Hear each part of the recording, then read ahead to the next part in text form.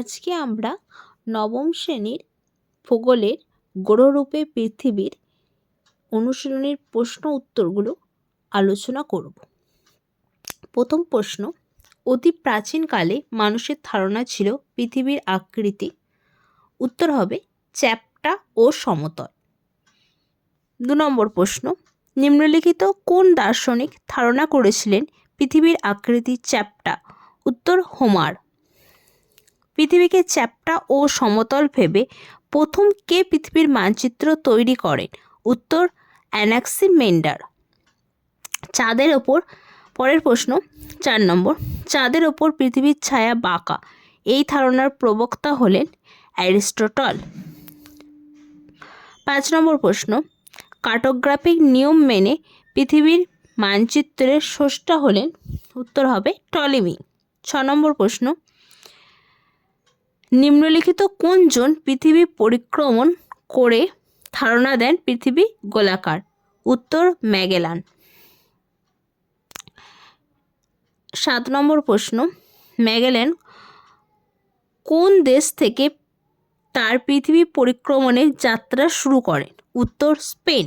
8 নম্বর, ফিলিপাইনে ম্যাগেলানের পর পৃথিবী পরিক্রমণের যাত্রা সম্পন্ন করেন? উত্তর এলকানো। 9 নম্বর, পৃথিবীতে বর্তমানে কুলীন গ্রহের সংখ্যা 8টি। 10 নম্বর প্রশ্ন, কুলীন গ্রহ ও বামন গ্রহ সংখ্যা নির্ণয়কারী সংস্থা? উত্তর IAU। এবার আমরা ঠিক ভুল বা শুদ্ধ অশুদ্ধ উত্তরগুলো জেনে নিই।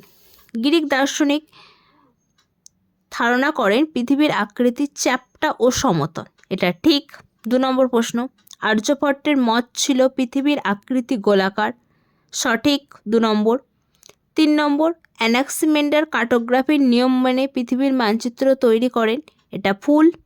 4 নম্বর, মহাকাশ থেকে পৃথিবীকে চ্যাপ্টা দেখায়, ভুল। 5 নম্বর, চন্দ্রগ্রহণের সময় পৃথিবীর ছায়া চাঁদের ওপর সরলরেখার আকারে হয়, ভুল। বেলফোর্ট লেভেল পরীক্ষা করেন ফ্রান্সিস ড্রেক, ভুল। 7 নম্বর, যত ওপরে ওঠা যায় দিগন্তরেখার বিস্তৃতি ততই বাড়ে, ঠিক। অভ্যন্তরীণ গ্রহগুলির মধ্যে ক্ষেত্রফলে সবচেয়ে বেশি বৃহস্পতি, 8 নম্বর, সঠিক। 9 নম্বর, GPS উপগ্রহগুলি প্রেরণ করে নাসা, সঠিক। এবার আমরা উপযুক্ত শব্দ বসে শূন্যস্থান পূরণ সেগুলো জেনে নিই। প্রথম শূন্যস্থান, ভারতীয় জ্যোতির্বিদ বলেন পৃথিবীর আকৃতি গোলাকার? উত্তর হবে আর্যভট্ট। 2 নম্বর প্রশ্ন, পৃথিবীর গোলাকার হওয়ায় সমুদ্র থেকে দূরে জাহাজ হারিয়ে যায়, এই ধারণাটি দেন? উত্তর অ্যারিস্টটল। 3 নম্বর প্রশ্ন, স্পেনের ড্যাশ বন্দর থেকে ম্যাগেলান যাত্রা শুরু করেন? 3 নম্বরের উত্তর হচ্ছে সান লুকার, দন্তস্বয়কা দন্তন্য লয়স্যু কয়াকা র। 4 নম্বর, বেলফোর্ট লেভেল পরীক্ষাটি করেন আলফ্রেড রাসেল ওয়ালেস। 5 নম্বর, বেডফোর্ড খালটি বর্তমানে? উত্তর ইংল্যান্ড দেশে অবস্থিত। 6 নম্বর, ড্যাশ নক্ষত্রের সাহায্যে দক্ষিণ গোলার্ধ থেকে রাতের অক্ষাংশ নির্ণয় করা হয়? উত্তর হ্যাডলির অক্ট্যান।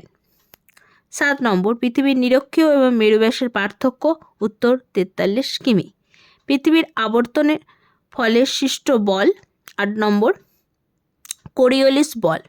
9 নম্বর, জিওড শব্দটি প্রথম ব্যবহার করে JF লিস্টিং, LISTING।